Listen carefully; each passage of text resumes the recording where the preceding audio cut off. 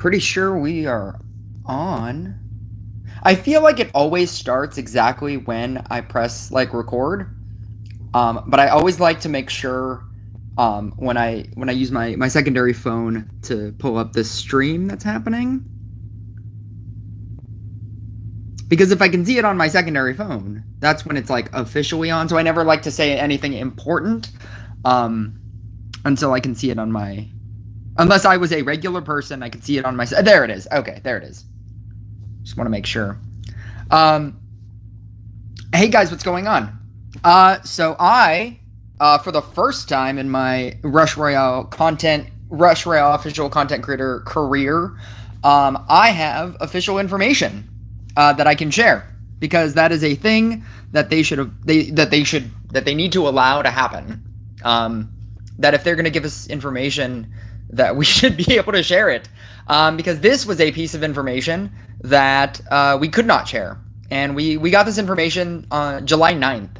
And it was like the day of, or it might have been like the day before they dropped everything. And this is magic crystals and rune keys are out of the game. When the new update releases, you will receive a compensation to your mail, chests allowing you to choose a legendary unit. It's a pick your own chest. It's a pick your own legendary per crystal. Apparently this information leaked from any of the people. And they don't care that you guys know anymore, but apparently they actively did care that they didn't want anybody to know. And I never got an actual answer for why, because the person that I talked to does not know. And that's fair.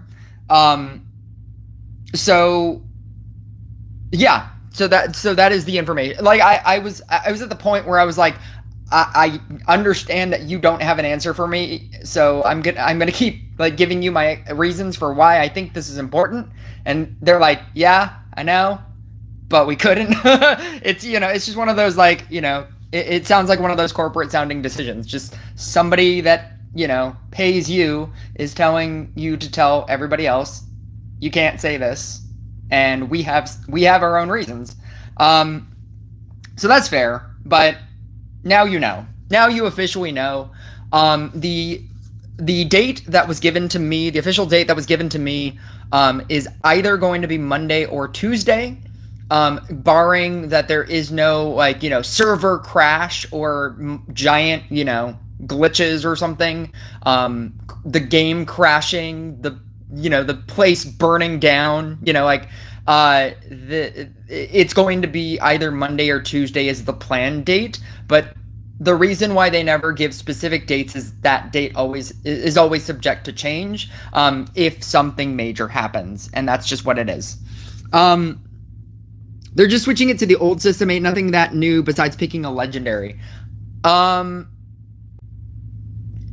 you're talking about the old system of before magic crystals, there was an actual difference, and apparently that difference was one, it was way more crystals to upgrade. Why does my stream keep... Okay. It was one, way more crystals to upgrade, and two, you also needed the same faction. Some people in the Discord, in the content creator Discord, shared pictures. Somehow they still had screenshots of how it used to work. And so not only did you need a lot more copies, but you needed same faction copies as well. So same faction copies worked like magic crystals. It worked in that kind of regard. So you'd need like 30 copies and 10, like if you were upgrading a Blade Dancer, you needed like 30 copies and 10 forest factions. That's how the old system worked. The faction upgrade sucks. Yeah, but so there is technically a difference. And I will get into the amount that you'll need, because they also gave me that information. I have a lot of information. And so if everybody, if there's somebody watching this video right now and you hate when I just talk throughout a video and I don't play a game, click away now, because this is not the stream for you. I am going to be doing a whole lot of talking and not a lot of playing. They changed this old system for a reason, and now they're bringing it back. Yeah, again, like I said, it's not the old system. There were kind of differences. So this is a event tokens.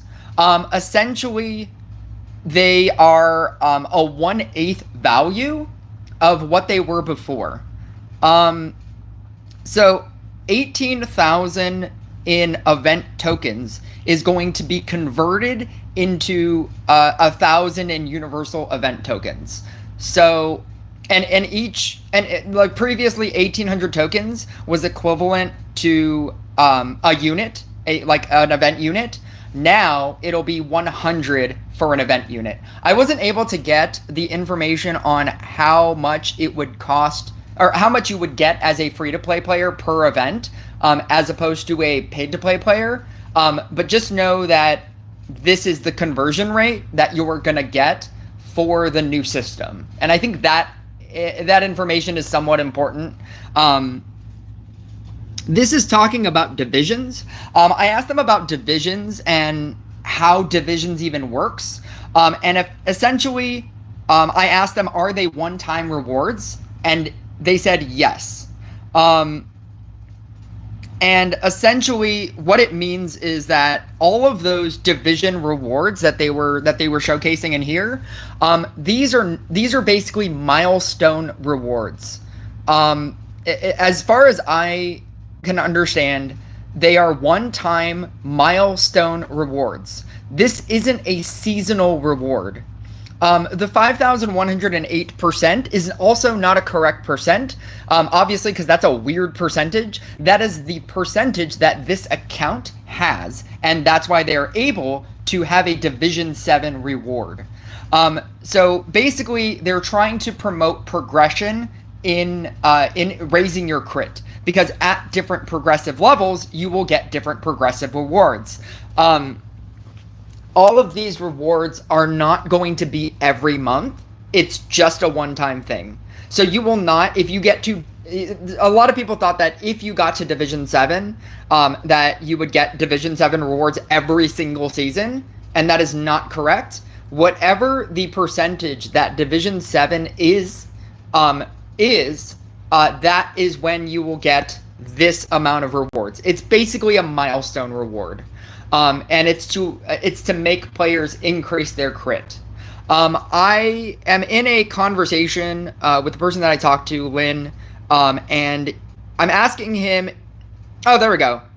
I had one more question. If divisions have nothing to do with arena and leagues, because arena and leagues are staying the same. Matchmaking is based solely on crit. Does that mean you will fight that amount of crit the whole time? Like somebody with a 2k crit can get to champions with a maxed out deck, fighting around 2k crit people the whole time. It's trophies plus crit. Before it was trophies plus a calculated battle efficiency coefficient. So that's your answer. It's going to be trophies as well as crit. So with the thing that we thought was that if you had 2k crit, yeah, they're tired of 2k crit accounts with max legendary decks. Yes. So if you have 2k crit, it will be matched closer to your crit, but it is also trophies. And so we'll see how matchmaking works. But you cannot take a 2k crit account to, like really, really far, because it's going to start matching with your trophies as well. Which is what I thought it always was, but I guess not.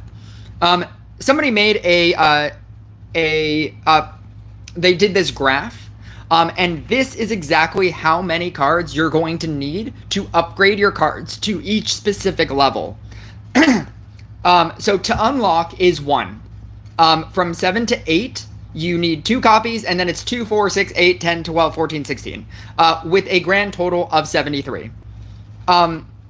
This is exactly what I thought it was going to be when they worded it. It is the same value, but the numbers, the progressive numbers is changed. So for instance, 12 to 13 to 14 used to be 9 copies, 3 copies, 9 crystals, which was 12, 12, and 12. Now it's 12, 14, and 16 because your earlier ones are less. So you have a 2, a 4, a 6, an 8, a 10, right? That total value is less than what it used to be, but the higher ones are higher than they used to be. And then everything in the middle is basically the same. So I'm going to tell you up front, I don't know all of the information for everything. For instance, I don't know how many points or how many tokens you're going to get per event. I just know that the event units are now going to cost 100, but it's not obviously not going to be, you're not going to be getting 1,800 per event. So whatever that number is, whatever amount you're going to get as a free-to-play person, as opposed to a pay-to-play person, if you bought every pass every single season anyway, again, I don't know what that value is. I presume it's going to be around the same. That is what I would expect. So originally, if you bought the pass and you completed an event, you would get an event unit. You would have exactly enough to get an event unit. And then if you didn't, you would have to play multiple events to eventually add up to an event unit, right? I think that progressive element is going to be the same, but now if you want to dedicate all of your resources towards the same unit, it's going to be easier as a free-to-play player to get an event unit. Likewise, if you wanted to spend the $10 in each of the event, you would get an event unit every single time.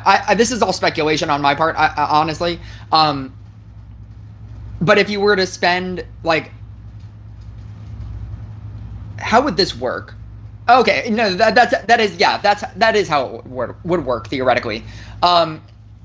Or let's say total points you get for an event if you pay is 100 points, which would equal an event unit, as opposed to having to wait a month to buy that event unit again.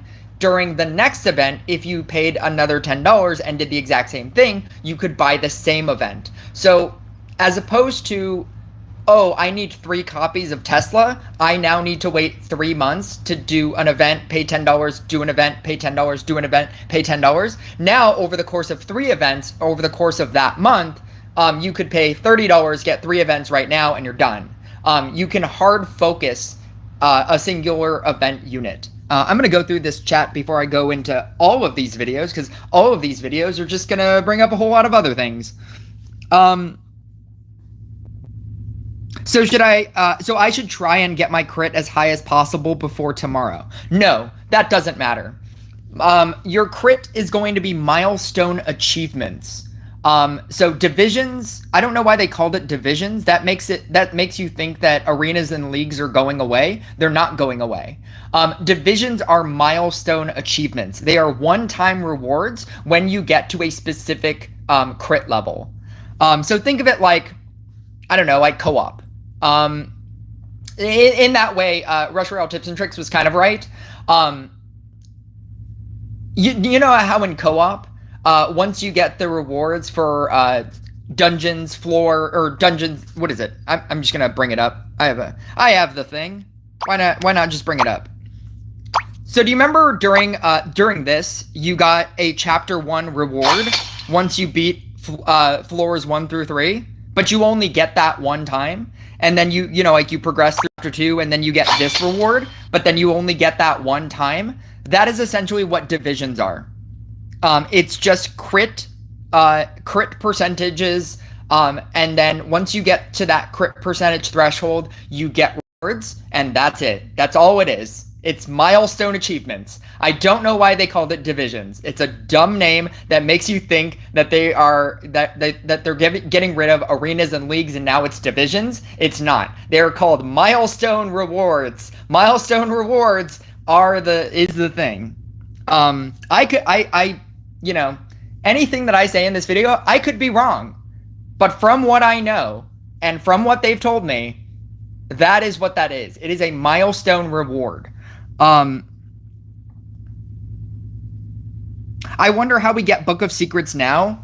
My guess is that it's just going to be a paid item, kind of like in offers. Because they're taking away the pages of secrets in here, and then they're taking away the champion shop. Because then when you got to champions, isn't it here? Yeah. When you got to the champion items, you had the ability to buy a page of secrets if you got that high into contender and champion. You had the ability to buy it here. Because they're taking it away from the season pass and from here, my guess, and it's only a guess, but my guess is that it's just going to be a paid item. It's just going to be like a straight up $50 and you get a book of secrets. And I don't know. I mean, like, again, this is speculation because I also don't know, you know, one, if that's going to be a thing, or two, what that price could be if that is a thing. But that is my speculation. My speculation is that they are not completely getting rid of it, but it's probably going to be a paid item as opposed to, because they've taken it away from everything else. I don't think they're putting it somewhere else. If anything, it's going to just be a straight up paid item. Which, if you want to look at it this way, you know, when you get those like $30, $40 offers to upgrade like a specific unit, like I posted in my community post, like Monk, I got an offer to upgrade my Monk from the level it is to the next level. If it was $40, that's $40 to upgrade any unit. And if anything, that's kind of better than to specifically have to pick one unit that they're offering you to. So even if it was $40, if you were ever thinking about buying like those Monk, Blade Dancer, you know, Cultist offers that they've been doing, that's a better offer because then you can upgrade the specific thing that you want. I'm not saying it's good. I'm not saying that I would do it, but I'm saying that it's better than those. I don't know.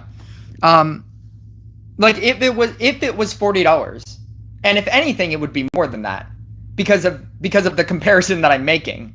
Like $40 for a specific unit or $40 for any unit, that would be insane. Like you would just buy the any unit, which would mean that, which would equate that you would think that that would be a little bit more, like maybe it's $50 or something. I don't know. Again, speculation. Still on vacation, Adam. Adam is back. Hello, you can call them pay to win too. I have a very strong stance about not calling this game pay to win. It's pay to play harder opponents. There's a part of me that just wants to make a video about it, because this is another thing that I have to explain to people all the time, that this game isn't pay to win, it's pay to play harder people. I think I'm just going to make a video. I'll address that later. I've said this a large quantity of times, and I don't want to waste like 20 minutes on this. We have a lot to get through. 1 unit per event, it's going to suck getting to 7.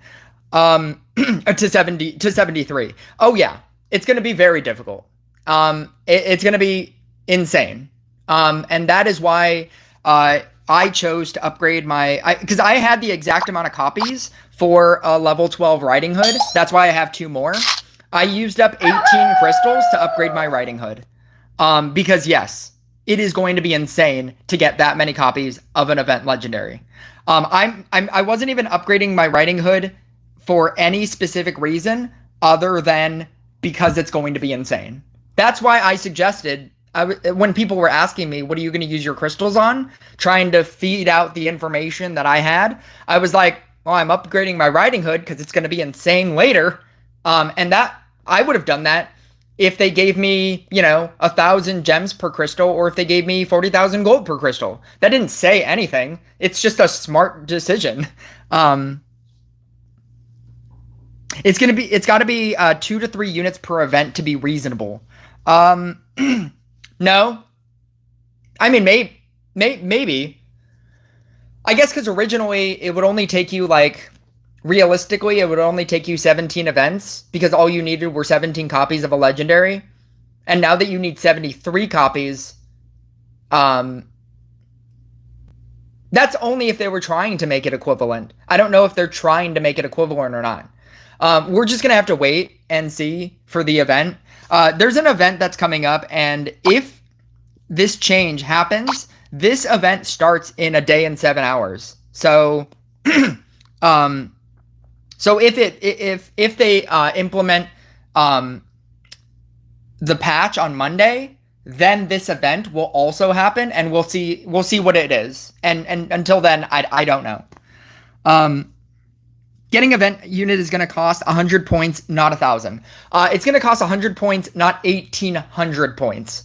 Currently, a event unit is 1,800 points, and if you buy the pass and you complete the pass, you get an event unit. You get 1,800 points currently. But with the new system, they're also adjusting all of those points. You will not be getting 1,800 points. I trust that you will not be getting 1,800 points per event if you buy the pass and complete the pass. You will not be getting 18 event units every single time for $10. I trust that is not the thing that is going to be happening.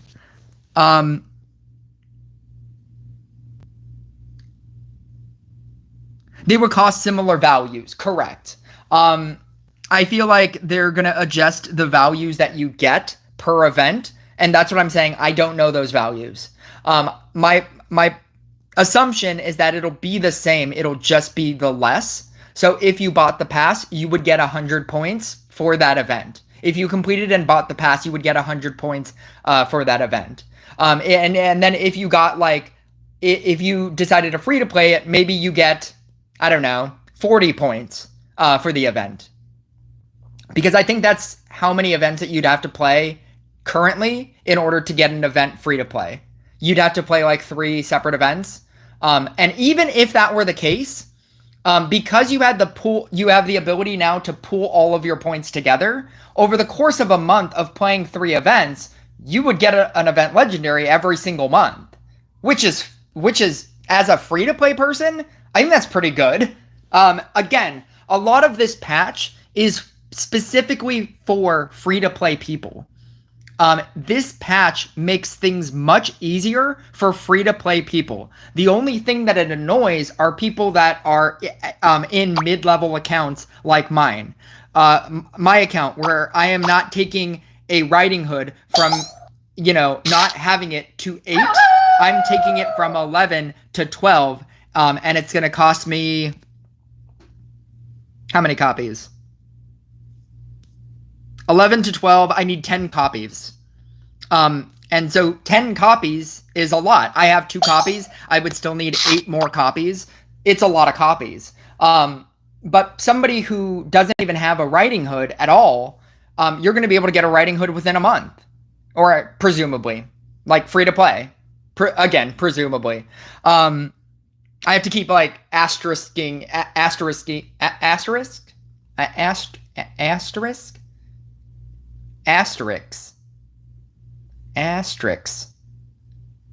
don't think I've ever said this word out loud. Qualifier. I'm going to use the word qualifier. I keep having to use a qualifier it should be this amount of points, but maybe it's not. I don't know.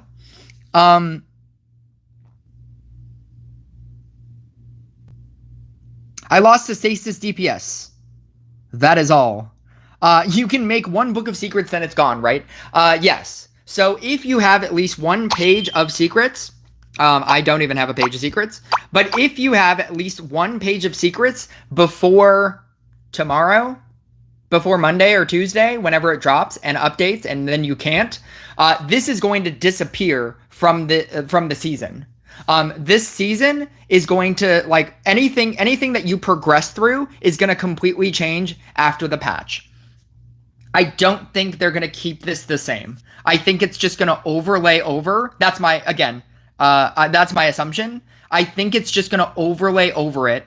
And so if you are planning to buy the pass, my suggestion to you for Monday, Tuesday is to get the page of secrets at 20 and then stop. Just stop doing things and then wait for the patch to drop. That's what I'm going to do. That's what I would suggest that you do. I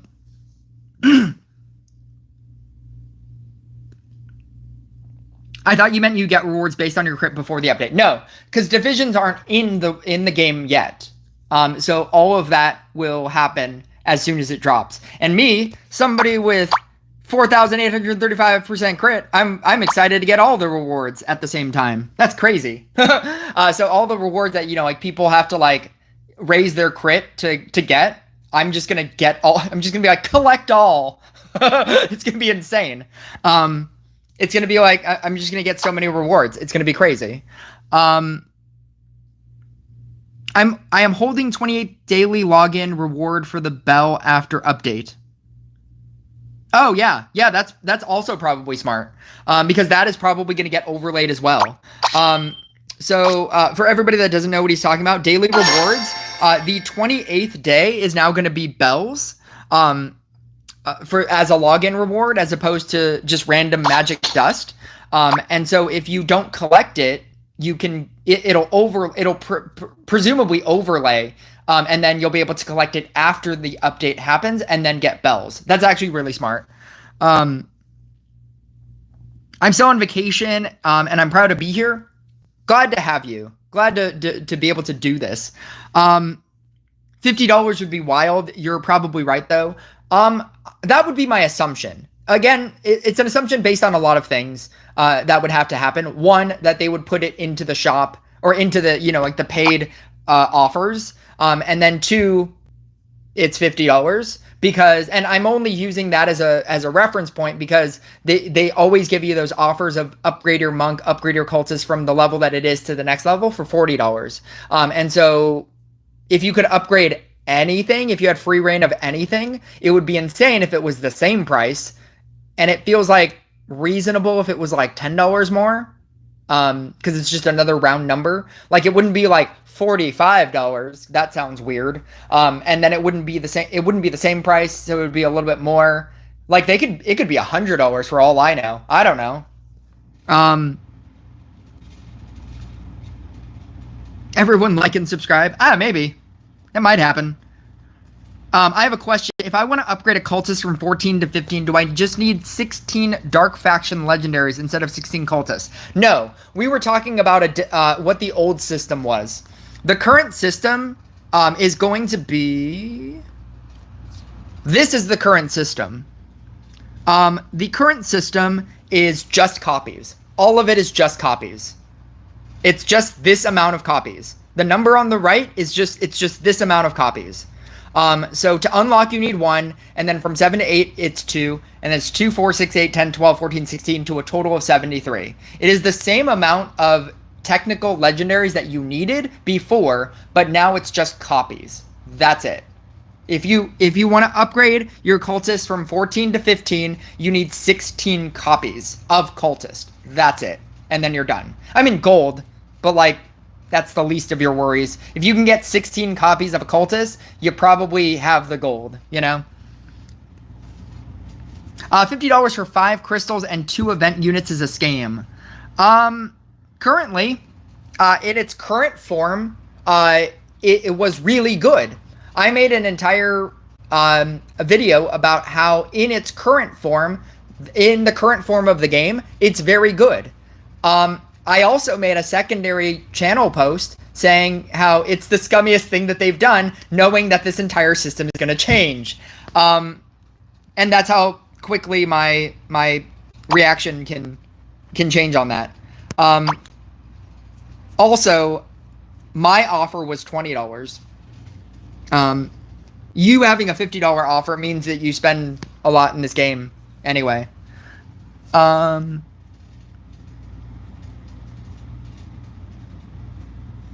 Anyone who's played the past year will be leagues above anyone playing after this update. Anyone who's been playing the past year will be leagues above anyone playing after this update. If you're trying to compare somebody who just started the game today to somebody who's been playing a year... Wouldn't that be true for anything? I don't think somebody who starts the game right now is thinking, oh my god, everybody has Zeus. I don't have Zeus. Actually, there was that one guy who said that he just started and he was like, how do I free to play Zeus? But I think that that would happen regardless of whether or not this update took place or not. And that person that just starts today will have a much better time with this update than somebody who has been playing for a while. This update is for free-to-play people.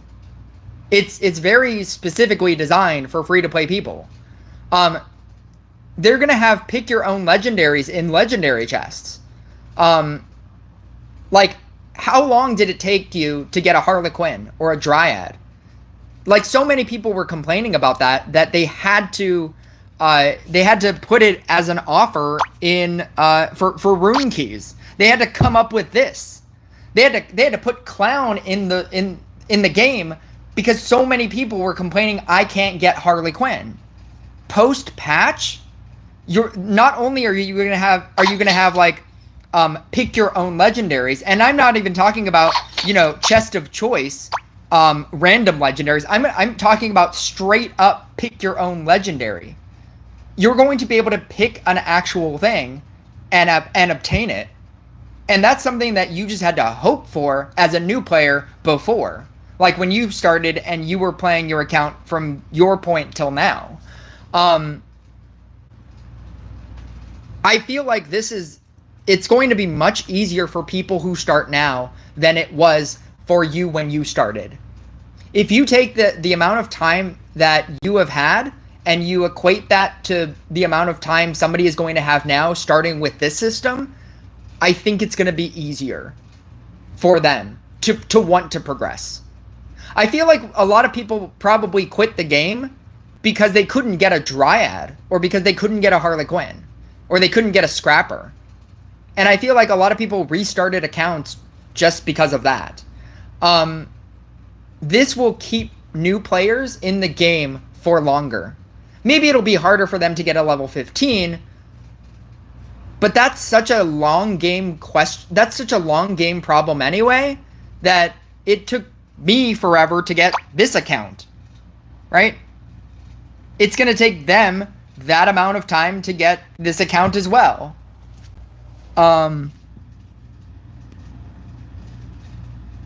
Bristix Gaming with a very confident boo. Or maybe he's saying bow. Bow. Maybe he likes bows. Maybe he's like an archery guy. He's really into archery. He's like, bow. Arrows and bows. I don't know. Maybe not. Hello, I hope you're having a good day. I am, because I have the day off of work, or I had the morning off of work. I had a double, and they didn't need me, and then this dropped, and then I was like, yeah, let's do this.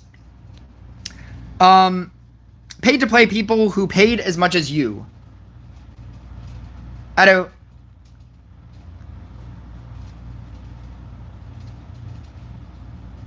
know why it's all caps. That feels very like an angry message, but I don't know what it means. Max Riding Hood, I only need 38. Yep. That's the new problem. Shredded a lot of legendaries to max my Bard for the same reason. Have 4 more legendaries with enough copies to max out, but I'm gonna have to take that. That was the better choice. Like specifically your event legendaries. You should specifically max out your event legendaries prior to this patch if you can, or max them out to as much as you can. So it's best to exchange every useless legendary for crystals now, so you can get whatever you want after the update. Yes, but the reason why that doesn't necessarily matter, actually no. Yes, I would suggest that. Because after the update, you're going to have to throw them into the laboratory of experiments, and then that's going to be a whole thing. So I would do that. Anything that you deem as useless in your legendary pool, I would crystal them. I wouldn't crystal them if you're trying to upgrade the same thing. So for example, oh my god, what's happening? There we go. So for example, I'm not going to crystal this witch just so that I can get a trapper, because post update I'm going to need a lot of trappers, and that's not really going to do anything. And I still want to upgrade my witch, so that's also a problem. If you, like, the things that you still want to upgrade, I would keep them. I'm honestly thinking about crystalling all of these monks so that I can upgrade or be closer to either of these as well. I might do that. I might crystal all of these monks that I've saved. I think 6 copies of a witch is more important to me than, or 6 copies of a trapper are more important to me than trying to upgrade this monk. I'm not gonna like throw away my bard. I might throw away this banshee. I'm obviously not gonna throw away this this genie. But yeah, like, because it's gonna be pick your own legendaries, I feel like I would suggest that. Because it's going to be very difficult, and it's going to take a very long time for you to laboratory of experiment your way to legendaries that you want. Because even if they give you more laboratory of experiment tokens, you still have the 15% chance of getting one of 5 things. And the one of 5 things, to get the copy of like a trapper or a witch that you want, it's going to take a very long time. Dust will remain in the game. Magic dust is being unaffected. It's just rune keys and crystals.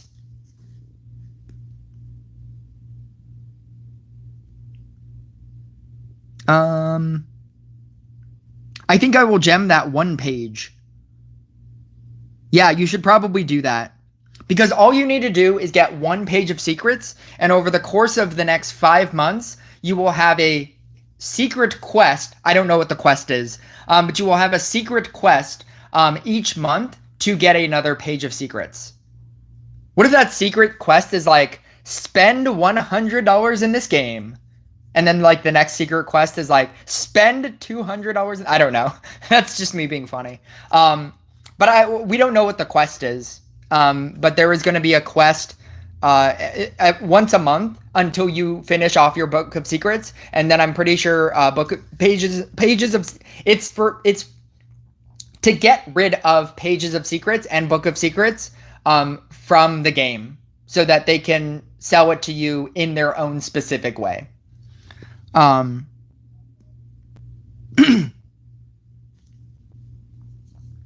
When I said old system, I meant like needing copies of that 1 card. Before crystals were a thing. I've been playing the game for 3.5 years. Oh, I don't know how I skipped over this. I skipped over a lot of things. I guess my thing like jumped or something.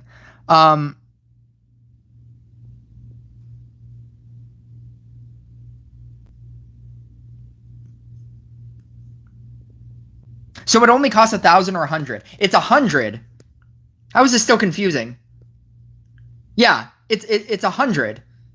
So the conversion rate is 100. It used to be 18. I also still don't understand how you're saying 1,000. The original event unit costs 1,800. If it's 100, maybe 25 points per event. I think it would have to be more than that. If you were a non-play side. I feel like a non-paid side, like a reasonable amount would be 40. Because I think you have to do 3 events currently as a non-event or a non-paid person for events. I think you have to do 3 events currently in order to get an event unit as a free-to-play person. So if it were 40, you would get 40 and then 80, and then you'd have 120, at which point you could get an event unit. I think 25 is too low. I think a reasonable number as a free-to-play person would be like 40 points per, and then over the course of a month, you would get an event. Like if you use all of those points towards one thing, I think that's good. Brother, are you going to show us the talents? So yes, but I also at the same time don't want to get out of chat, because if I showcase talents, there's going to be an infinite amount of people that ask questions about that. and I will never get through chat. So I'm trying to like not do anything and just get through chat right now so that I can then talk about that, or so that I can then showcase amulets and archer talents and armor talents and gameplay and like there's so many things. We're gonna be here for a while. We're gonna be here until I have to go to work probably. So if you hate me talking about, you know, people's questions, I've answered your question. And so I have to answer, you know, everybody's question. That's kind of how my channel works. I'm not invested in just playing gameplay so that you can see it, so that you can leave. I try to answer everybody's questions, and that's just how I run my channel. So if that's annoying to you, maybe come back to this. Come back to this tomorrow, and when I post the video, and then you can just skip to whenever I show the talents. Is Scrapper worth maxing over a DPS unit? Not if you don't already have a max DPS unit. If you don't already have a max DPS unit, a singular max DPS unit is the first thing that you should be maxing. The problem is people that max out multiple DPS units that they are never going to use. So if you the next DPS unit that you upgrade should be better than your previous DPS unit. For example, if your first max DPS unit is a Boreas, and you decide to want to max out another DPS unit, you can, because a Blade Dancer is better than a Boreas. If you then have a Blade Dancer and you want to upgrade another DPS unit, and it is a, I don't know, what's a subpar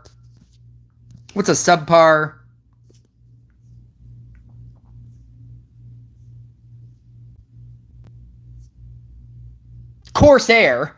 If you have a Blade Dancer, and your next question is, oh, I want to max out my Corsair, I would say, why? Because you're only going to use one deck, and that deck is probably going to be your better DPS card, at which point you should upgrade support cards. But if your next max DPS card is going to be Riding Hood, then upgrade the Riding Hood, and then but your focus should be support cards. In all honesty, your focus all the time should be support cards. It should be Summoner, it should be Dryad, it should be Trapper, Witch, Banshee, Scrapper, all of those. The only reason why you should upgrade a DPS card is if it's going to be better than your current DPS card. And other than that, don't upgrade DPS cards because you're never going to use it. Or rarely. You're rarely going to use it, and it's not going to help you progress through PvP.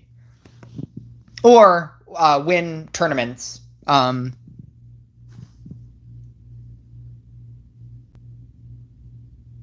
use my book to max Crystalmancer. I'm assuming that's what CM is. Is CM Crystalmancer? So if I have a book of secrets and 7 pages of secrets, will they give me an extra book and then allow me to do the quest to get a 3rd book? Yes. Wait, no, you could just use both of your books. Just use both of your books now. Why would you wait? Why would you wait to use your books? Just use your books now. And then, I mean, I guess you don't have to use your books now. You'll keep them. But yes, because you have 1 extra page, you will then, to get rid of that page, they will give you quests. So the answer is yes. Logan is back. That is exciting. I think I will gem that 1 page. That is important. Now we're back to where I was before. Today I broke my toe when we went into a water slide multiple. I'm not even going to go into that because I have to get through this chat. Does the dust remain in the game? Yes. That is unchanged. When I said old system, I meant like needing copies of the card before crystals were a thing. I've been playing the game for 3.5 years. You've been playing the game for 3.5 years, but you don't have a max DPS card? That's a choice. I mean, resources like Book of Secrets is much more available now than it will be later. Because it won't be available later. Jonathan Yeagers, did my donation come through? It did. Thank you.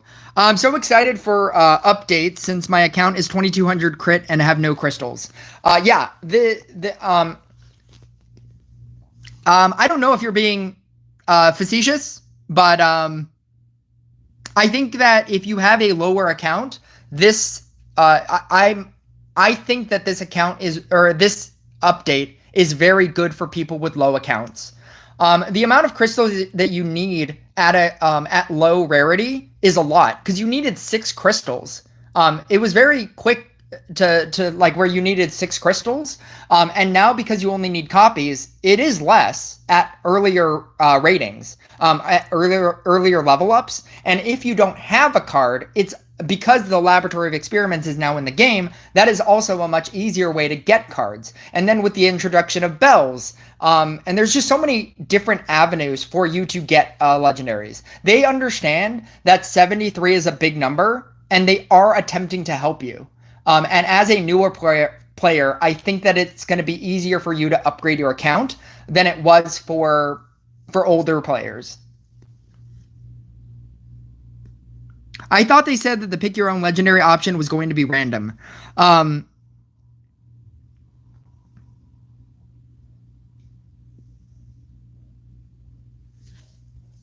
No, I don't know where you read that.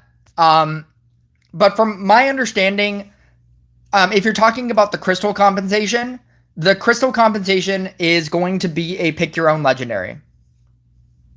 Or at the very least, that's what they told us. That is what the thing that they showed us, that's what it said. From a long time ago. Chests allowing you to choose a legendary unit. To choose a legendary unit. It's not just to chests that have a legendary unit, a legendary chest. It's chests to choose a legendary unit. This is obviously, again, subject to change. They could change this. But from what I know and what they've given us, this is what it is. If that's what you're talking about. I still don't have Sword Scrapper or Harley Quinn. It's going to be much easier after this update to get that. Because the Laboratory of Magic, or the Laboratory, what is it? I've already forgotten. The Magic Lab? Because the Laboratory of Experiments is already a thing in this game, it's going to become an even more important thing in this game, because that's the only way that you can do anything with your bad legendaries. Legendaries that you don't want. Oh, no, I'm sorry. You don't have Sword Scrapper or Harley Quinn. I learned recently that if you don't have something, you can't put it into the Laboratory of Experiments. At which point, the new thing is that if you buy a season pass, instead of getting regular legendaries at the very end of the season pass, I believe they are giving you a pick your own legendary as well through that as well. So if that is true, and don't quote me on that, but I'm pretty sure it's true, then it's going to be easier as well. It's going to be easier to get it through that. So at the very least, once a month, you will be able to get, if you weren't able to get that unit randomly, then at the very least, at the end of a month, you can get that unit.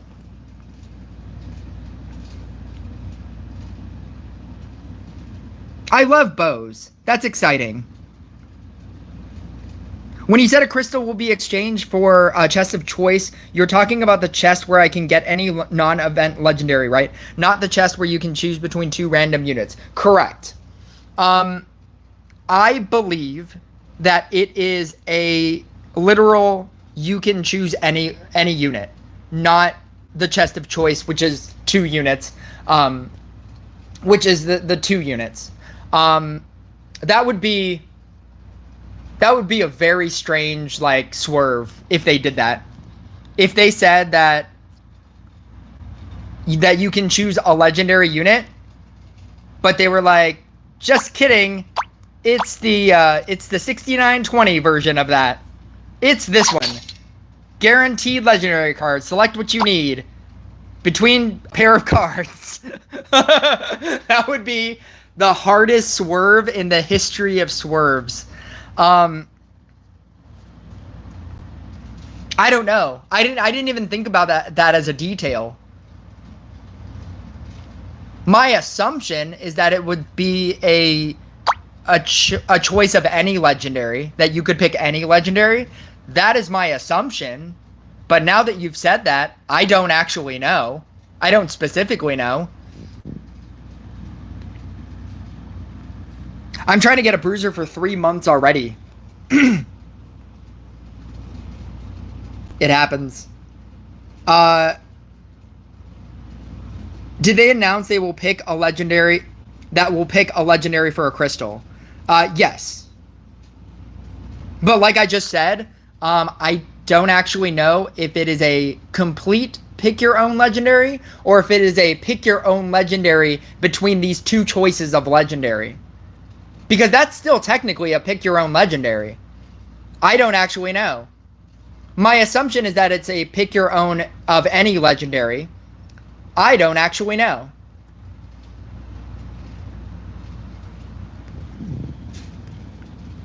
I got my bruiser to level 9 and I need one for 10.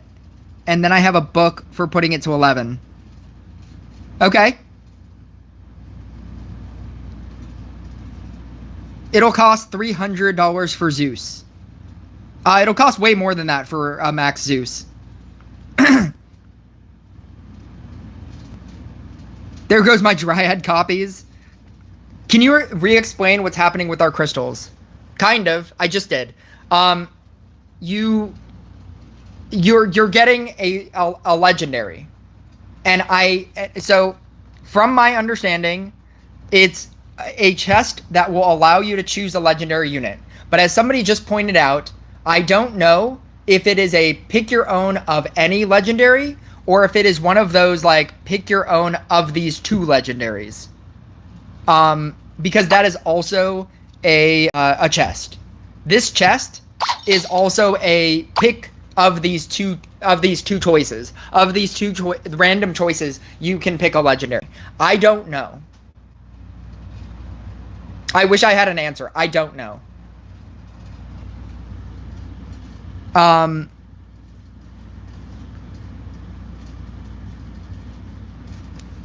How long is this chat? Okay, we're almost there. We're almost there, and then I'll start doing other things.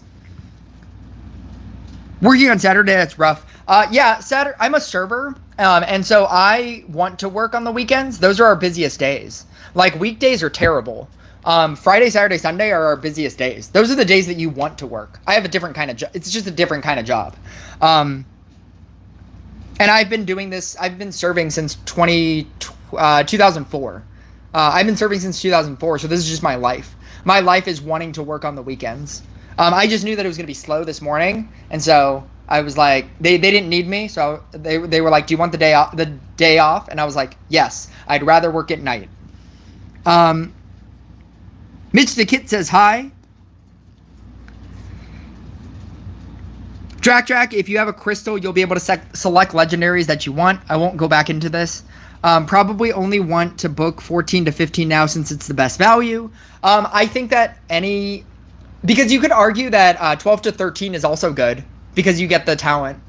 And 13 to 14 is a lot. And 14 to 15 is max. Like, I feel like it's still the same. Like, using Book of Secrets, it's not maximum value. I mean, it was maximum value in the sense that 12, 13, 14 were the milestones or were a maximum amount total, but I wouldn't not do it just because I'd be saving one copy. Because that is or I guess it's two copies? You'd be saving 2 copies?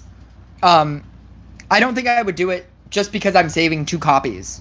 I would do it at either. I would still do it the way that I was doing it before at 12, 13, and 14. I'm waiting a bruiser to get 10, and then I can use my book for 11. But I also have a lot of demon hunters. I don't know what I should do. You just named 2 separate DPS units. Bruiser is the better DPS unit. I would invest everything into Bruiser. So don't use Book of Secrets now. I think that they'll let you keep it. So I don't think you have to use it. But just when you use it, that's when it will go away. And then they won't be in the game. or they won't be in the game obtainable in the way that they've been in the game.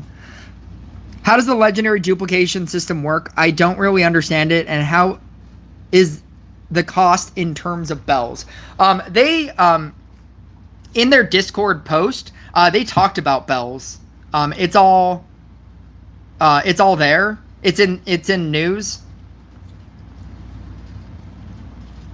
I did an entire thing yesterday about bells, so I don't want to go completely back into this.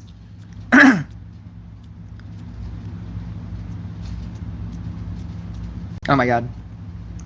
Divisions, bells. So the way that this works, it's you get 2 bells if you watch an ad. If you want to buy bells, it's 200 for 10. I would never suggest that. You can, when you go into summonings, you have a percentage chance of getting a random legendary. And once you get to 30, you will definitely get either of their 2 things. So in this case, it's either a Corsair or a Demonologist. When you use 30 bells, you then it will then change to 40 bells that you will need to get this guaranteed legendary, and then it will change to 50 bells. So it keeps resetting every single time, and then presumably once you do the 50, it resets to the 30. You have the choice to either select either one, and in between all of that, when you use the bells, I don't know if you're getting stuff. I think presumably you're getting, like, I don't know, commons, epics, and rares, maybe gold, maybe like just like minuscule things that you don't really care about, maybe cores. I don't know what you're getting just for bells in general. But you do also have a chance to get a legendary in between the 30, in between the 40, in between the 50. There is also a percentage chance to also get a legendary from this as well. I'm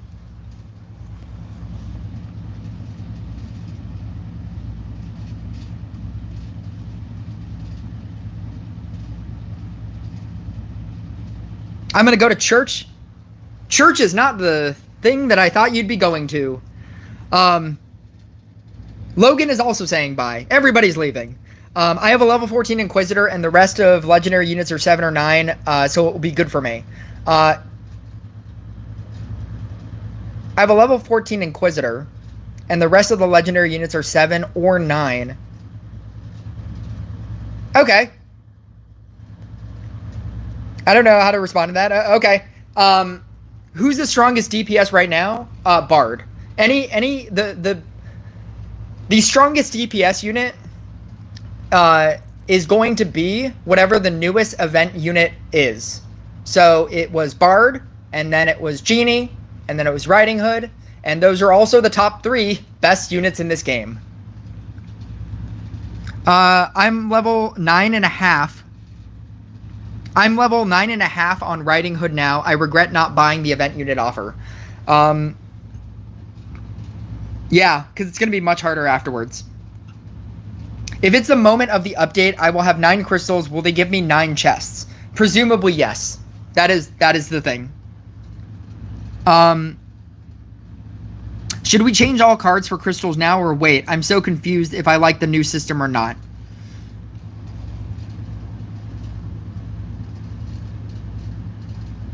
If you aren't going to use the things that you would make crystals, if you are not going to use those anyway, I would crystal them now. Because at worst, it's just going to be the same post-update. And at best, you'll be able to upgrade something that you have now.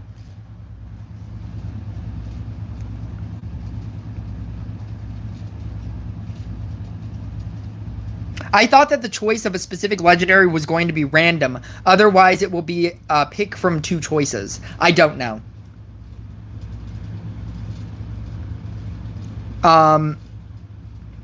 For the crystals, is the compensation a legendary per crystal or just a singular unit no matter how many you have? No, it's per crystal. That would be insane.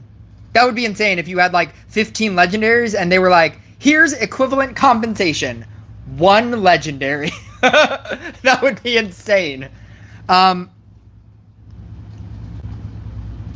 would quit the game if that were the case.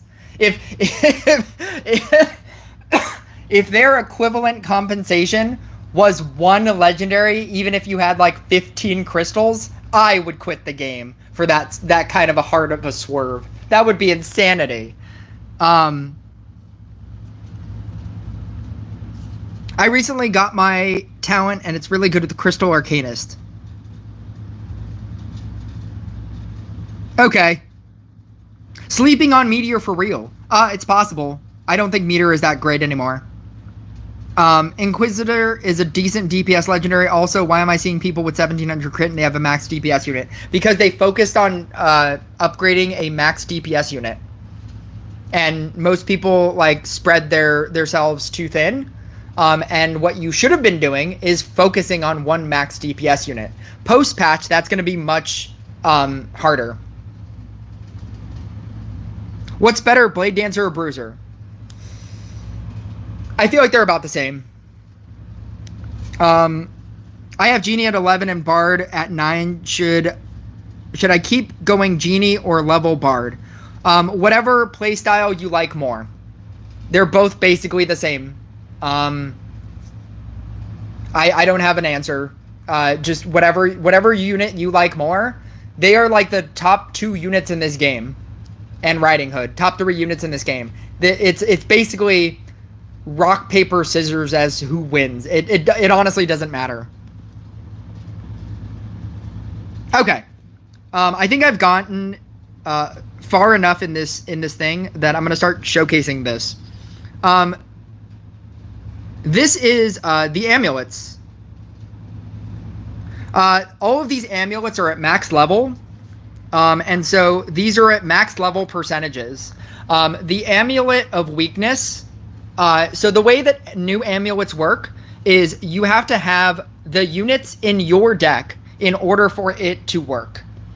So for this person's deck, he has it set to Dark Domain, Technogenic, and Forest, which means that he is gaining 30% for Alliance of All Kingdoms, and then you're gaining the additional percentages because he has a Crystalmancer for Dark Domain and a Alchemist for Arcanist, but he's not getting a bonus for Forest Alliance, and that would be an additional bonus. So essentially the Amulet of Weakness is going to do 30% plus 14 or plus 15% because you're adding the 7, and for the Dark Domain and Technogenic. Essentially, it's going to make it so that if originally your opponent got debuffed based solely on because they were running a deck. And if they were running a Dark Domain deck and you just happened to be running a Dark Domain amulet, they would get a debuff for no reason other than because you got paired with them and they had no control over that. Now, if you really want to debuff them, you have to have all of these things in your deck in order for you to debuff them more. I think that that's a really good change.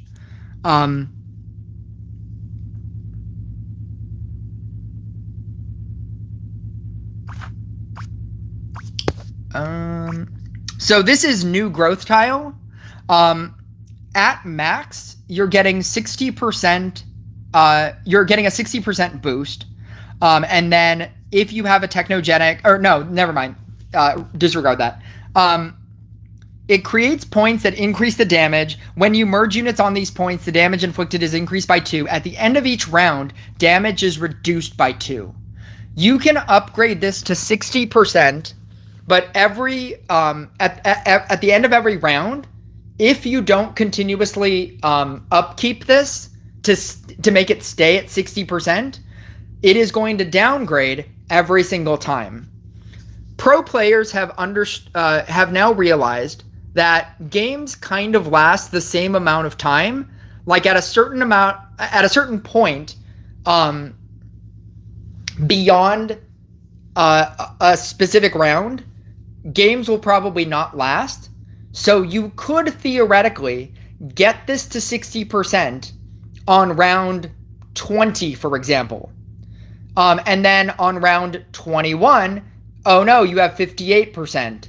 Round 22, oh no, you have 56%, right? At that point, is it worth it to not have a 4th DPS unit? That's up to you. But that's something that some pro people pointed out. That if you got like a growth tile pretty high, like really late in the game, you could probably afford to have it drop. And it doesn't matter. Because the game will probably end. Unless it doesn't. And then you have a 0% amulet of growth. But that's just something that I thought was interesting. Logan is back. Once the faction tile is decided on the amulet, can the faction tile be changed? No. That's a whole thing about re-rolling amulets. That's always been a thing. Magic amulet at max level is going to be 33%. So they did say that they were buffing magic amulet, and a growth tile is obviously still going to be better. 60% on a growth tile at max level is much better than 33% on a magic amulet at max level. So if anybody thought that oh, I'm just going to switch to magic amulet now that they nerfed growth tile, no.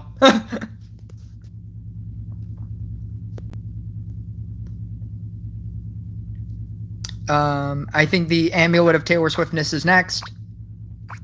This is the amulet of Taylor Swiftness. This is a max bonus at legendary that you can increase it to 25%. So you're getting 0.5. So it basically works like a growth tile that moves, but it buffs your entire field.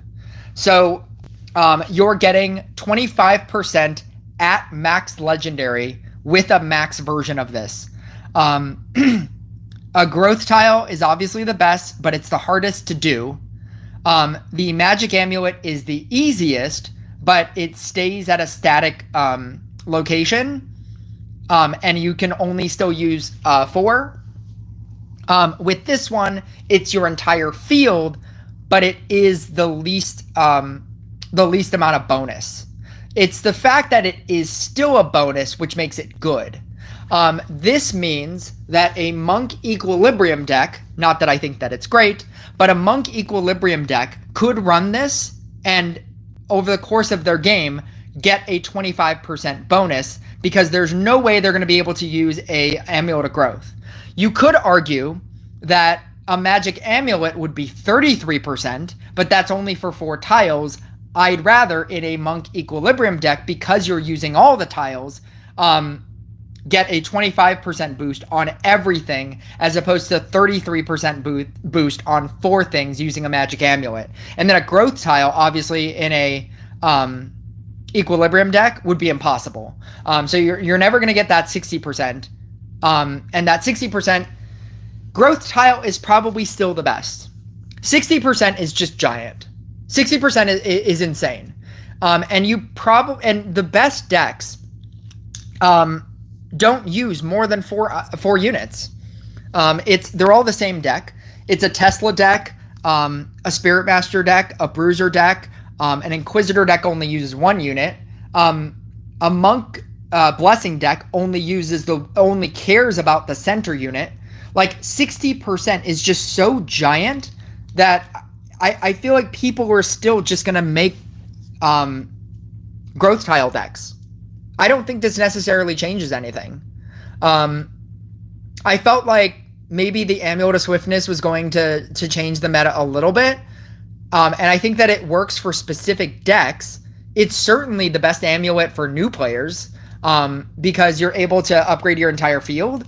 But when you don't have like a Scrapper, a Dryad, when you don't have a specific deck, when you're just merging anyway, I think that this is going to be very good for them. But I don't think that it's going to be... I don't think if you have a meta deck, you're going to switch to this. You're just simply not using enough of the tiles You're not building an entire board of things, which is, again, why Gadget isn't that great. Gadget requires you to build units on all of your tiles for it to be effective. Unless you're building a Monk Equilibrium deck, a Blooming Dash Blade Dancer deck. I feel like a Blade Dancer deck might benefit from this because with the way that that deck is set up, you're just not you're not able to utilize all the tiles anyway. So I feel like a Blade Dancer deck using this might get better. I don't know. We're just going to have to see what pro people have decided. What people that are going to max this out day one have decided. And how it, like, changes, you know, deck building. I think that's it for this one.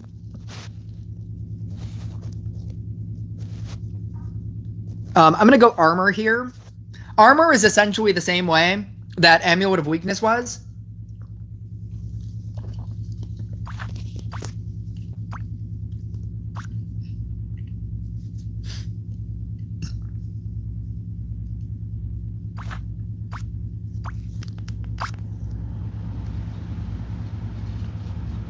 As soon as he gets to a legendary thing. Okay. So this is using chainmail. You're getting at max level, you're getting 13% damage against bosses. That they're doing less damage against bosses as a generic. And then everything else, like the Amulet of Weakness, is all going to be based around the amount that you have. It's not a high amount. Even at max legendary unit, at max level, the bonuses that you're getting additionally are 4% bonuses. If you had everything in your deck, which would be insane, this is a, what is it, 4, 8, 12% bonus alongside with the 13% bonus. But I feel like if you have a Dark Domain Magic Council and a Technogenic card in your deck, you deserve that. You have earned that 12 extra percent. But yeah, that's how all of the armors are now going to work.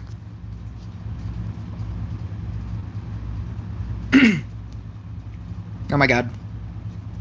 I can't get out.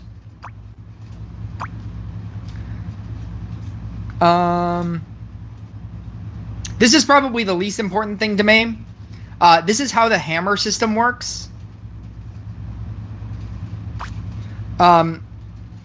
This is just such a, like, end game level person, like somebody who has a max Zeus and a max Zeus glasses. Like, how can they get better? That's what this feels like to me. Because first off, you need an item anyway that you want to upgrade. And then you have to reach contender or champion in order to get points to get hammers. But if that information is important to you, here's the information.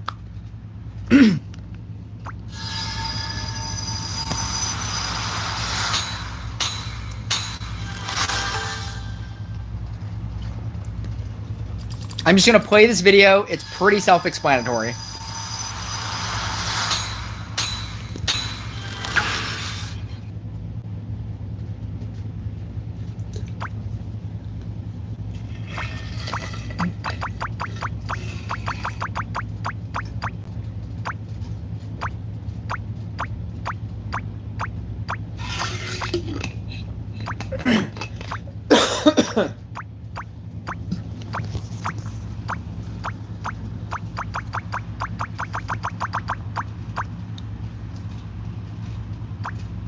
And that's that.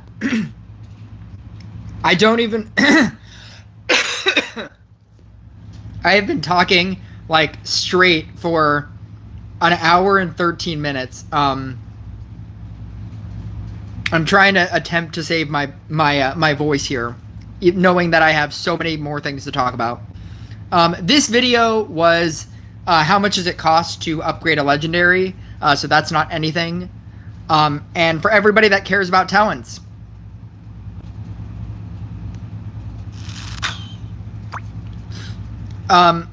Archer talents. I was actually very excited about this.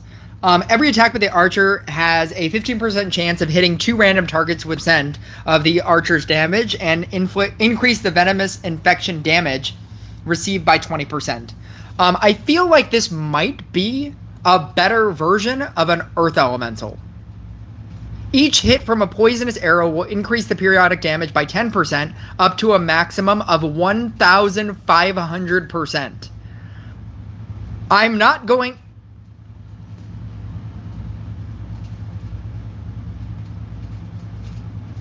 I hope you can hammer the duck item. That's a good question. I don't think you can. Because then that would... No, you definitely wouldn't be able to.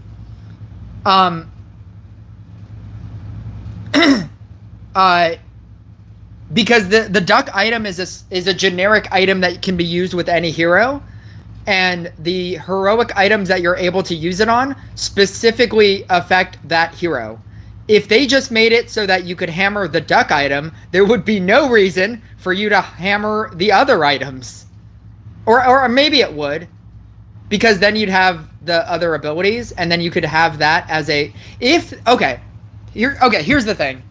If they let you hammer the duck item, I think that's cool. I don't think they will let you, because it's a generic thing for everything. But I do see the benefit of that being a generic item that doesn't do anything, and have that be better for that you can universally use it with everybody. But you know, like if you were running Snowflake and you had the Snowflake item, you would just use the Snowflake item. You wouldn't use the duck. You know what? That's a good question. I could actually see them doing it. I couldn't see them doing it before, because it feels like, then what's the point of hammering like character specific items? But there would still be a point. Like if you use Snowflake and you finally get the Snowflake item, you're not going to use the duck item just because you have a lower cooldown. You want all the benefits of the Snowflake item. Yeah, I could see that happening. I originally was like, you're ridiculous. And I was like, no, maybe I could see that. And if that's the case, that would be pretty cool. But again, that's just such an end game level thing. Like, you have to, just to get hammers, you have to be hitting contender and champion every season to get the points for the shop. The whatever the shop is called now. It's not called the contender and champion shop. It's called something else. Anyway, yeah, I think this is the new school Banshee. Because not only will you get this poisonous arrow, you'll also get the other talents. Exploding arrows. Every attack by the archer has a 15% chance of hitting a random target with a special exploding arrow. The exploding arrow inflicts 350% of the archer's damage as area damage. Outside of using this with Banshee, I think you just use exploding arrow. Being able to do spread damage is just much better. And unless you're doing Archer Banshee, I think you're just using exploding arrow.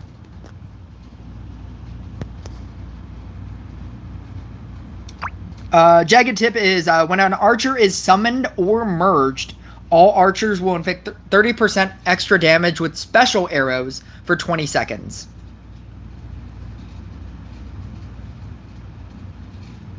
I don't necessarily like conditional things like this. Like things that are not just passive abilities. Some like, oh, I have to merge this for it to work. And the reason why I don't like mechanics like that is that you start to rely on them in order to do damage. And the problem with that is if you were losing the wave because you didn't merge out an archer, then when that effect expires, you're just going to have to merge out another archer for the rest of the game. And I tend to like passive abilities a lot more.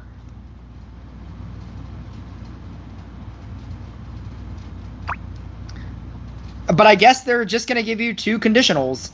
When an archer is summoned or merged, all archers on the player's field will release 1 extra special arrow for 20 seconds. The extra arrows will inflict 70% less damage. Well, the 70% less damage is not great. At that point, I think you just do Jagged Tip. 1 extra arrow is not going to be that much of a difference, especially if it's doing 70% less damage. That seems really bad. Mark of the Hawk is whenever a boss or mini-boss appears, every archer will launch a battle hawk at it. The hawk will inflict 600% of the archer's damage in the area and will also place a hunting mark on monsters in that area. Every mark increases the archer's damage against that target by 5%. These are the feathers that I was talking about in my archer video. They are not cumulative feathers. It's when a boss appears, they get hunting marks. And once it dies, the hunting marks, I'm pretty sure, go away. Don't quote me on that.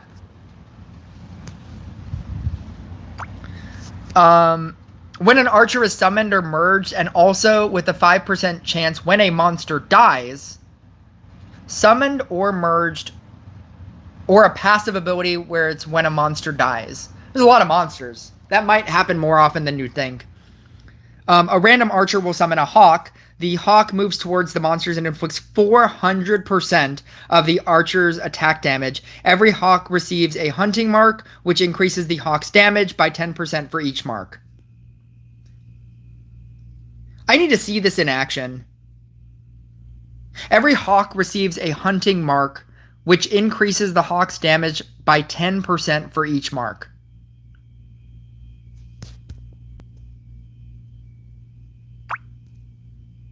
Max talent is there is a 15% chance is a very low chance. That is a shinobi chance of a ranger appearing in place of an archer with a hawk on his shoulders. The ranger has a bonus 2.5% chance of inflicting critical damage and a 30% chance of firing special arrows. Jagged Tip or Robust Bowstring are always active. And any merging or appearing will increase the bonuses by 2. Oh, I'm so excited about this now. I still think you use Jagged Tip. But this is like a shinobi on crack. That sounds crazy. Hawk Hunting is the same as Blade Dancer's last talent. It looks the same. When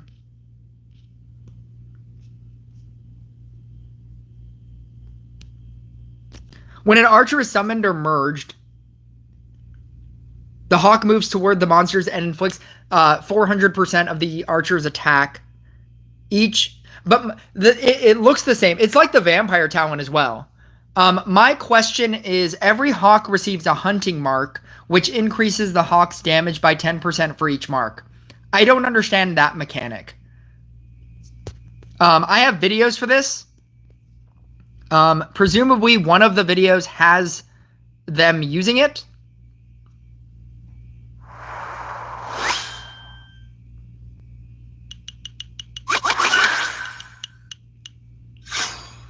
Well, that's that.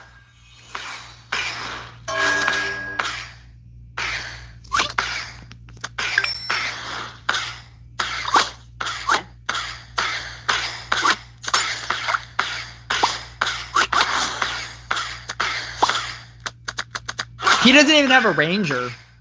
Why would they show this without a max thing?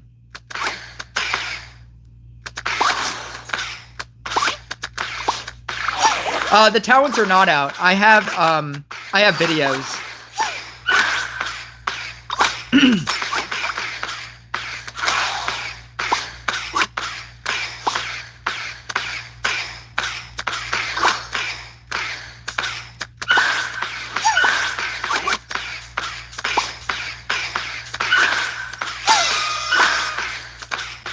So that's pretty cool.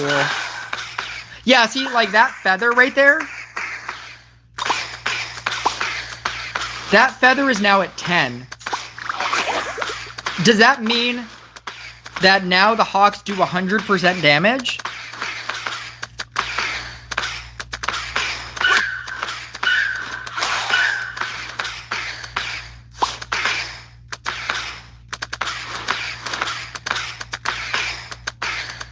It's definitely not every time you use the Hawk.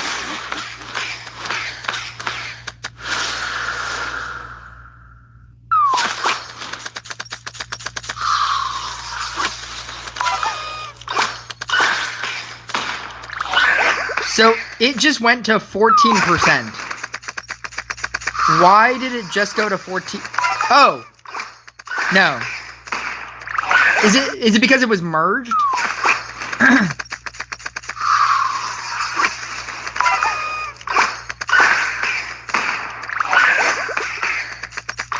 Or a unit, because he merges out the summoners and he gets a, right here, he merges out the summoners and gets an archer. And then the level 4, the feather count goes up. And then it goes up again.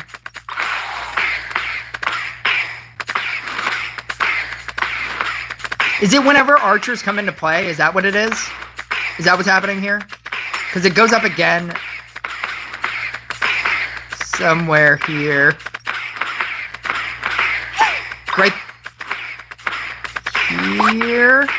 Summoner. Summoner. No. No. Right there.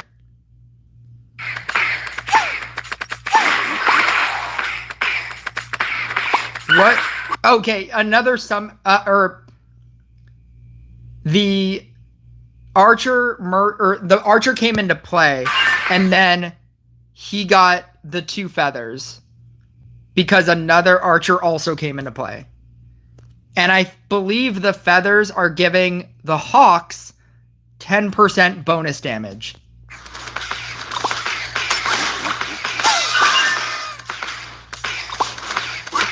He also got a ranger.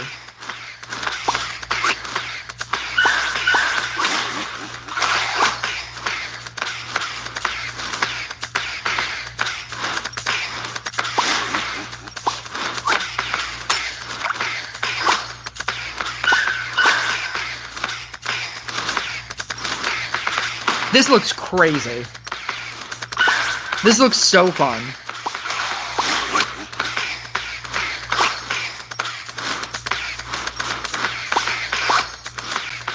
He hasn't even upgraded Archer. He hasn't even upgraded the damage. This is like a 4K crit account, though.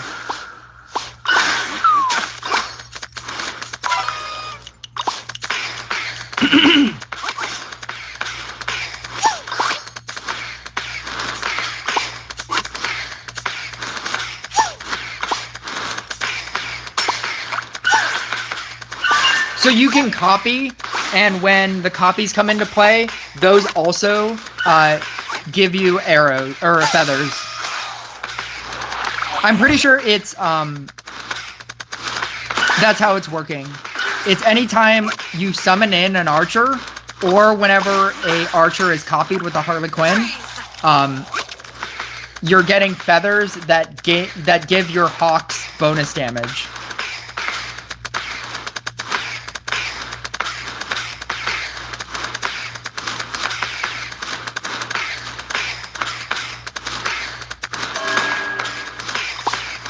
Scrapper is necessary if this unit can reach high waves to remove some units from the field, because this unit seems like it depends on merge rank and summoning.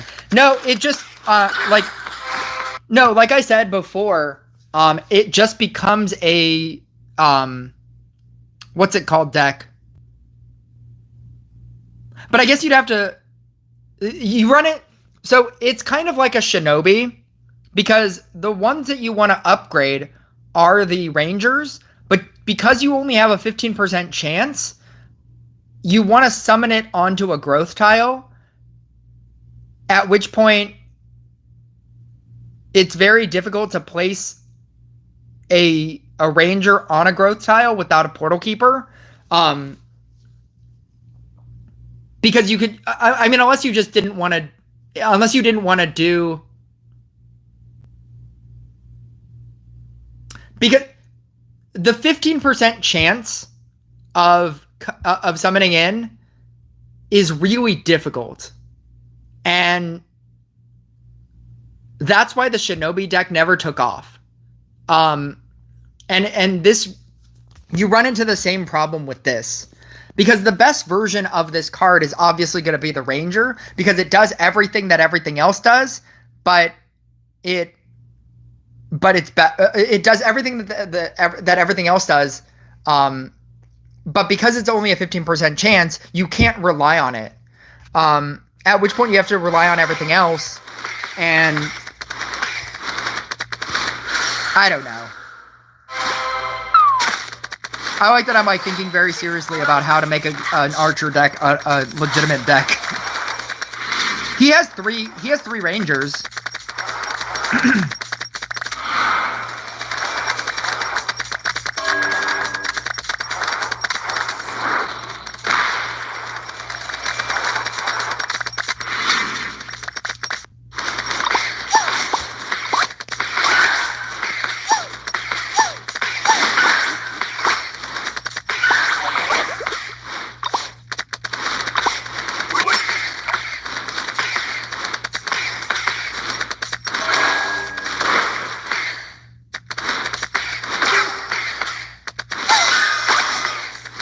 He's not using damage modifiers.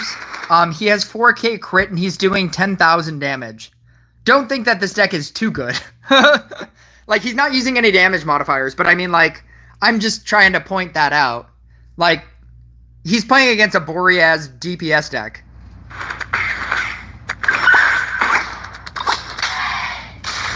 I like this animation, though. Like, your opponent just gets, like, taken into a portal when they die now.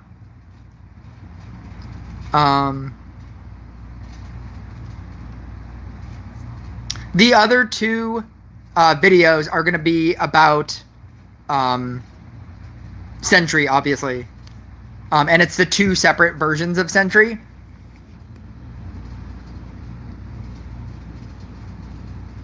The two new cards getting talents are Archer and Sentry.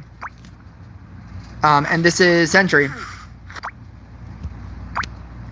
I think that Spotter is the better version of this deck. But I do like Change of Guard. I think it's clever. 4 corner tiles become the Sentry's guard post. A Sentry standing on such a tile becomes a Spotter. The Spotter's enhanced bolt attacks the first target. When hit with a Spotter's enhanced bolt, the target gains a mark that increases the damage inflicted by the Sentry's enhanced bolt by 15%. The maximum bonus to damage is 300%. So if you don't know already, the way that the new version of Sentry works, the old version of Sentry, as time progresses, it gains faster attack or it gains more damage. Now it does something completely different. The way that the new version works is, I believe every 5 shots, you fire an enhanced bolt that does enhanced damage. And so that's what this enhanced damage is. But essentially what this is you're just trying to put the 4 sentries on the 4 tiles, the 4 corner tiles, and then you just do like double Knight Statue. You're basically just building Sharpened Frenzy. This is a Blade Dancer, a baby Blade Dancer deck. So you can either play Spotter, which is Floral Frenzy, or you could play Change of Guard, which is Blooming Dash. Change of Guard is...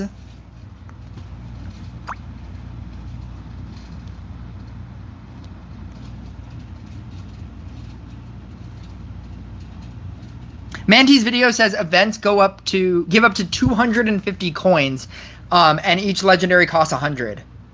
So as a are you saying as a pay to play person, you can get 2 legendaries every time an event happens? Because that would be crazy.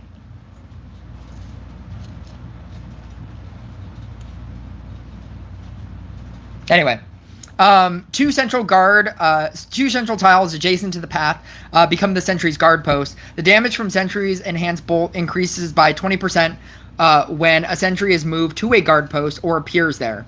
The damage bonus is reduced to 5% after setting a sentry onto guard posts 9 times. I don't understand that it gets reduced to 5% after it gets sent onto a guard post 9 times. I don't understand that mechanic. That feels like something that I'm just gonna have to try when I get it, because I don't understand how that works. I don't know if it goes down to 5% and then goes back up to the 20%. Spotter is better. Yeah, probably. It's probably better. But I also saw this game, like when the person is using it, and it doesn't look terrible. I mean, the person that's playing it, it feels like he's never played this game before, but like it doesn't look terrible. This feels like this is why I never like doing speculation videos about just videos, you know, about like me watching this video and trying to predict if it's good or not. I like using it myself and then seeing like, oh, that's how this works. But anyway.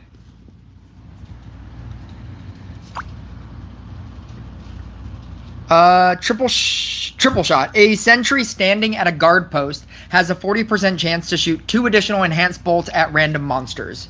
That would be really good with spotter because that's what they're doing anyway. That whenever they fire an enhanced bolt at a thing, they start doing more damage to that thing. So that feels like, and those are 4 permanent guard posts that will always exist, as opposed to change of guard where you have to keep switching. Ever vigilant. Every time a sentry appears at a guard post, all sentries have their attack speed increased by 50% for 10 seconds. If the bonus is received again during that time, the effect is renewed for 10 seconds, and the attack speed bonus becomes equal to 100%. This is obviously a change of guard thing, because you're never going to remove things off of the spotter one. It almost feels like Ever Vigilant is balancing out the change of guard. Like where change of guard reduces your attack every single time, this is increasing it, and then it reduces and then it increases. Exploding Bolt is enhanced bolts. Enhanced bolts from the sentry standing at a guard post additionally explode, inflicting area damage and shattering enemy armor by 15% in a small radius around the point of impact. I feel like anytime anything says defense reduction 15%, you kind of have to take it seriously. I like that it has this. I don't think Deadly Bolt could be better than this. But defense reduction on a spotter that you're already powering up with like a knight statue and trappers and witches, and then you're getting an additional 15% because of this talent, sounds really good. 5% chance to inflict critical damage. I think nobody uses this.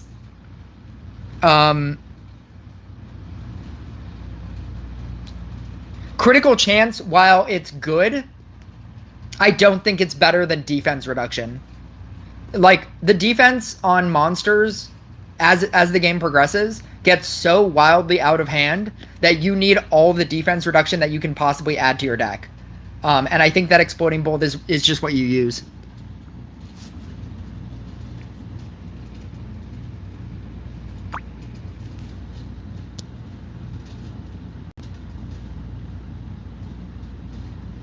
I think change can be OP with Portal Keeper. It's unusable without Portal Keeper. I mean, like, you can try to use it without a Portal Keeper, but it's very specifically Blooming Dash Blade Dancer. Like, you can try doing that without a Portal Keeper, but I don't think that's what it's meant to be. There's a 20% chance that a ballista wielding sentry will appear on the field. The sentry's enhanced bolts deal 200% extra damage. Merging any sentry will cause all ballistas on the field to fire. A ballista's shot is guaranteed to deal critical damage, and the number of targets in it is in proportion to the merge rank of the ballista's wielding sentry. A 20% chance is obviously better than a 15% chance on a shinobi and an archer. The enhanced bolt deals 200. Their enhanced bolt deals 200% extra damage. Merging any sentry will cause all ballistas on the field to fire. And a ballista's shot, the number of targets is in proportion to the merge rank of the ballista wielding sentry. Merging any sentry will cause all ballistas on the field to fire. That feels like the Boreas ability. When you merge them, they all go into crazy mode. That feels like a mechanic that I like, a conditional mechanic that I would like, because that feels very worth it. Like, you could just nail down an entire wave or super murder a boss. A ballista's shot is guaranteed to deal critical damage. A ballista's shot is guaranteed to do critical damage.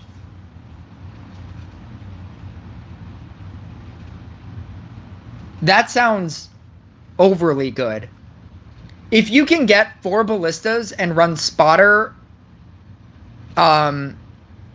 exploding bolt. I can't remember if I like triple bolt or triple shot or ever vigilant.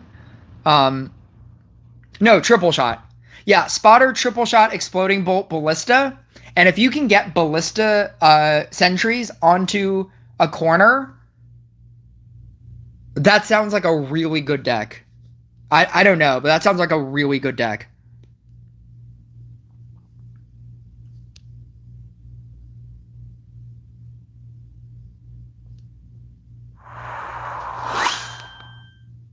This is obviously going to be a change of guard.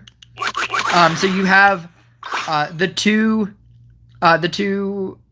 gold tiles are going to be your guard posts that you have to keep either summoning a sentry onto it or moving a sentry onto it with a portal keeper. The green tiles are going to be Amulet of Swiftness.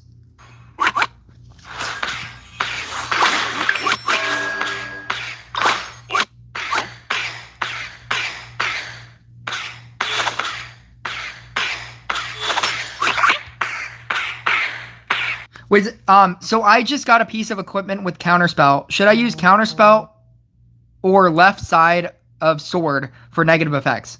I never use left side sword. Left side sword is specifically for what's it called, decks?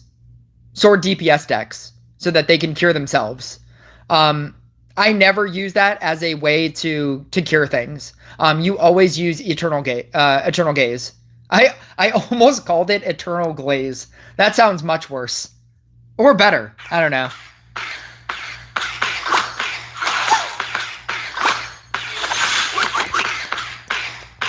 The person running this deck, I almost thought to not even show you this, because the person running this deck has never run this deck before. This is literally a Blooming Dash Blade Dancer deck, and they are like... they're doing wacky things with this deck.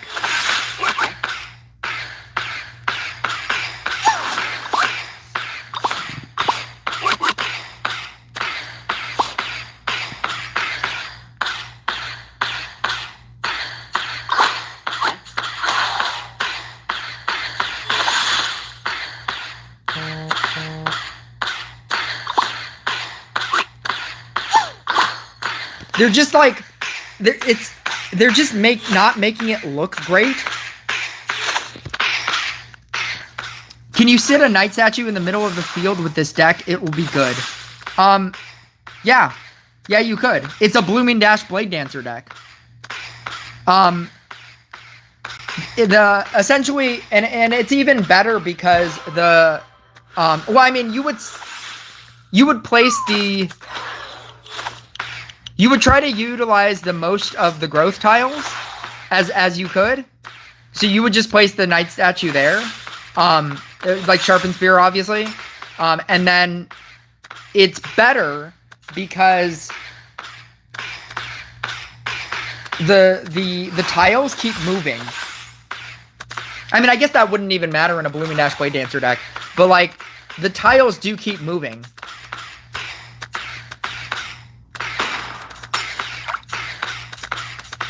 The problem with this is that he's not making every unit the same level with his dryads.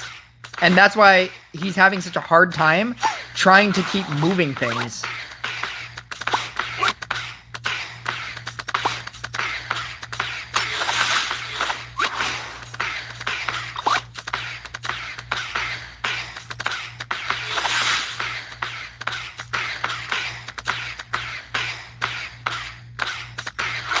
See, the number that he just had is at 15. I thought that because it said like every time you move it 9 times that it keeps reducing. And I thought that that meant that it would go up to 9 and then it would reset. And then it would be like 1, 2, 3, 4, 5, 6, 7, 8, 9. You're at 5%. Do one more and it goes back to 20% or whatever. So I don't know why it's counting up every time he moves something onto the tile.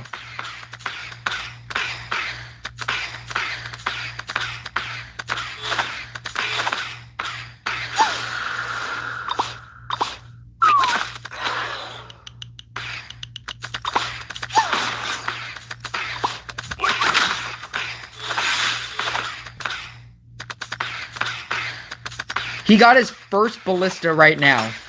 It's that gold one in the center.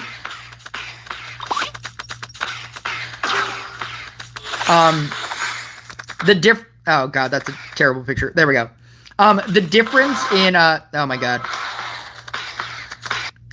The one with like the arrowhead in the center is a ballista.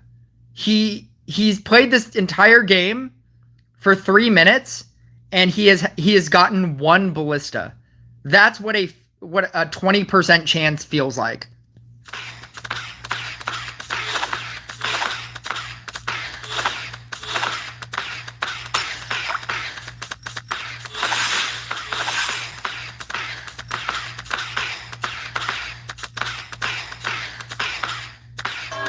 %20 for first stack, 5% for other stacks. So you only need to move a thing like. Is that what it is? Is that why there's not a percentage drop off? Or the percentage drop off is them telling you that it's 5%? It just immediately changes to 5%? Because that also sounds crazy. That's a large quantity of percentages though. Hang on.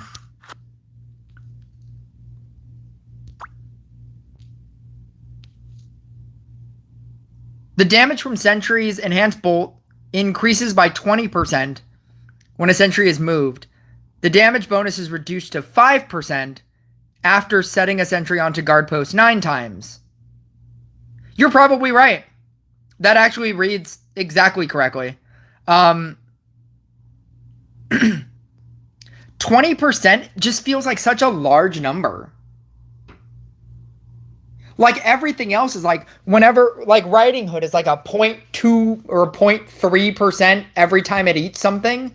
This is you only need to move something 9 times and it's 20%. 20% damage per, and then you get 5% every single. It almost feels like if this had better damage, it would be better than a Blooming Dash Blade Dancer. That's crazy damage if that's how that works. That's such a damage bonus. That's insane. Maybe they think it's too hard. They're like, it's too difficult to do it. Or maybe this means they're going to revamp Blooming Dash Blade Dancer and make it better. I don't know. You're probably right. So my throat is burning. It does not sound great, and I definitely have a night shift today. But I definitely have an entire unit balance thing. Now, I can do either one of two things. I can either end this stream and not talk about it or I'm sorry, and talk about it tomorrow, or I could play this and you can just watch it without me talking. Whoever's in the chat right now, let me know, and I'll do that thing.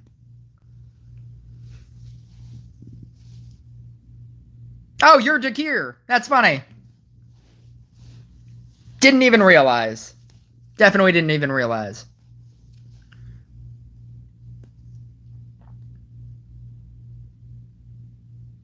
Thank you for joining my stream. So I can either play this video, which is incredibly long, and I would have to talk about a large quantity of things. You know what? I'm just going to do that. Executive decision. I'm going to play this. I'll pause, and then you can screenshot and think about it on your own. It might not even be a lot, but here you go.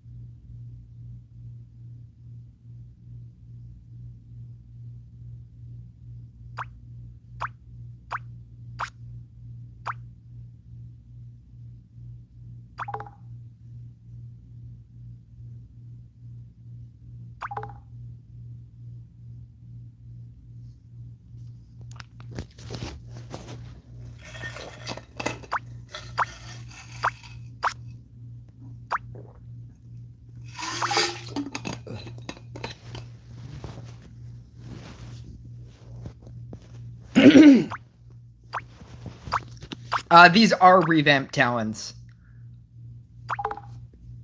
They already posted about this. I just thought that I'd show you.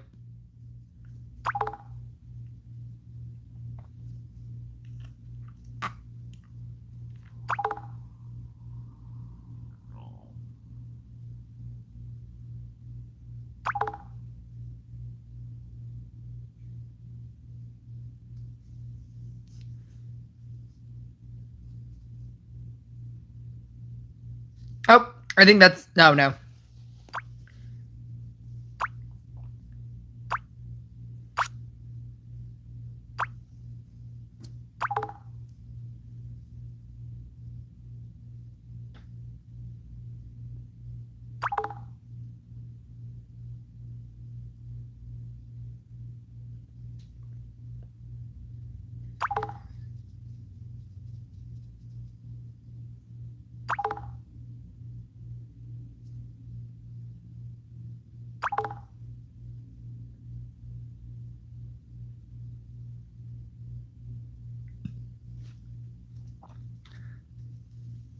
Because nobody uses engineer, and everybody is all about crystalmancer.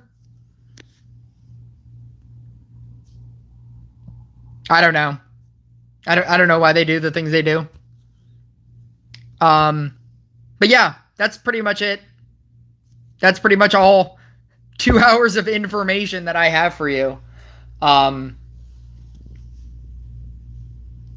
I wasn't specifically thinking about doing anything else after this. And especially because I've been basically talking for 2 hours, like just straight, just like straight talking for 2 hours. I think I am going to do a stream tomorrow probably about just for like random things like co-op or something. Thank you guys for joining.